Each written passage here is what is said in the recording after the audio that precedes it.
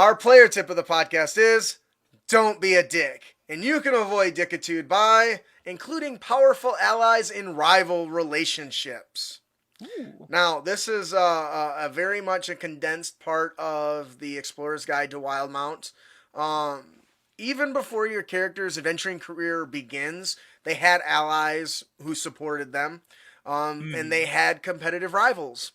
Your allies may have been, family, friends, local militiamen, local priests, what have you. But what makes it interesting is how can you tie your character to an ally and a rival? So one of the examples they give for a rival would be you thought you had killed this family member, whether by accident or otherwise. You never expected to see them again, but now they're out for your blood. This is interesting because now you've got a direct tie to something that happened in your past, some sort of event. And what's cool is if you left it bland like that, the DM can roll on it. Not roll like dice, but just roll with it.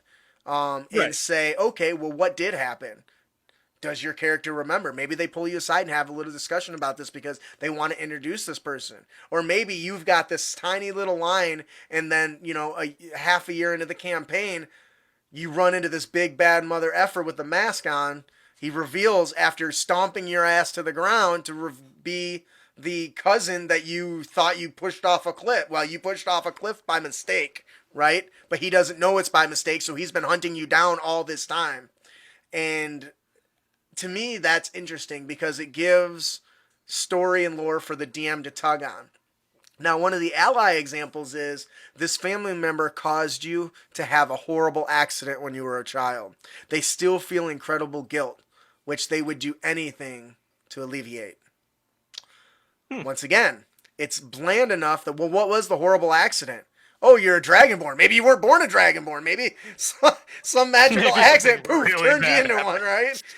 Maybe you've got a severe scar. Maybe you're an amputee. Maybe you're blind, You can tie that sort of ally into your story and your flavor features.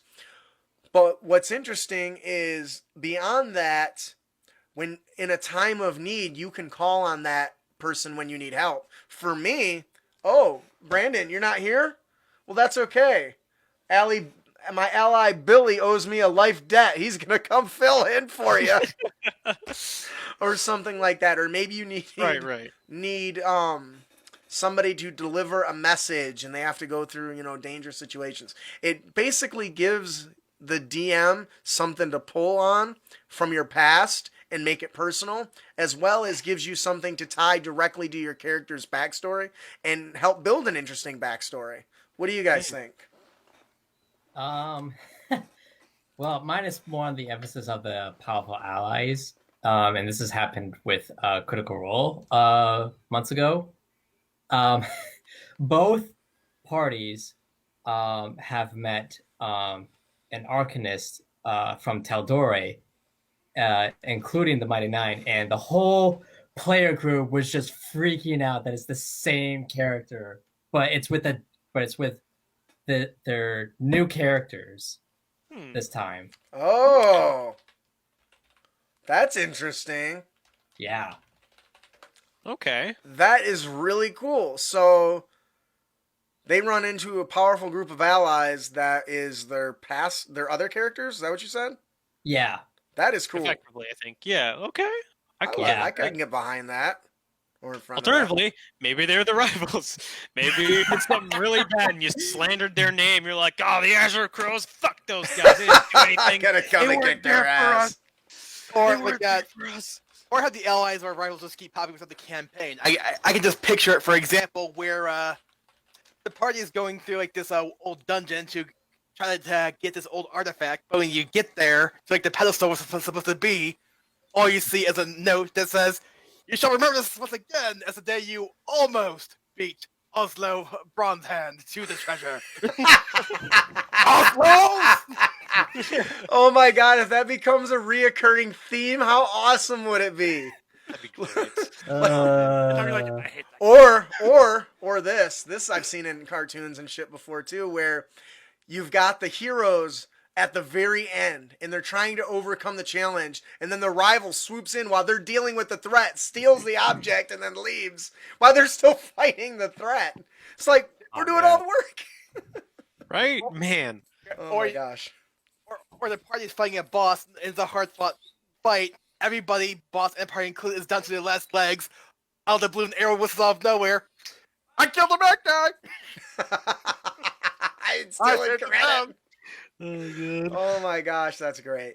Oslos? Now this is something that came directly out. There is a huge section on allies and rivals and everything that happens inside this book. It's pages long, and it is just a great piece of advice when building your story and your world. Oh, I didn't touch on it very much, but the one thing that they did really, really well is the focus is less on the DM doing the work and more on here's what you guys can do as a group to help fill out the world. And this was one of those things. So Okay. I think that'll do it for our player tip of the podcast. Don't be a dick. And you can avoid dickitude by including powerful allies and rival relationships in your spec stories. Hey, thank you so much for all your support and watching our video. We hope you enjoyed it. We are the hosts of the Crit Academy, a Dungeons & Dragons discussion podcast. Be sure to hit that subscribe button. And be sure to ring that bell. Get our latest content as we toss it out there, and it's good stuff. Everyone loves fat loots and great D&D inspiration. Keep your blade sharp and spells prepared, heroes.